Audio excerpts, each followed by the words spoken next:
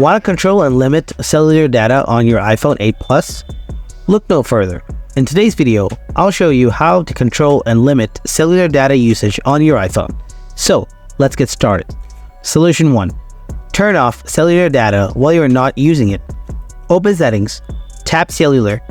Now simply turn off cellular data. Method 2. Turn off cellular data for unused apps.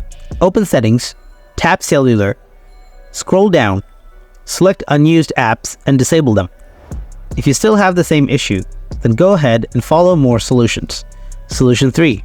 Turn on Low Data Mode. Open Settings, tap Cellular, then tap Cellular option. Enable Low Data Mode.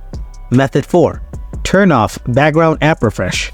Open Settings, scroll down, tap General, scroll down again, tap Background App Refresh.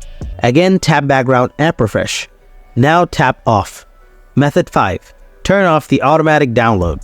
Open Settings, scroll down, tap App Store, then disable automatic download. So this is how you can control and limit your data usage in your iPhone 8 Plus. If you found this video helpful, then hit the like button and don't forget to subscribe to our channel. And if you have any kind of questions, please write them in the comment section below. Thanks for watching.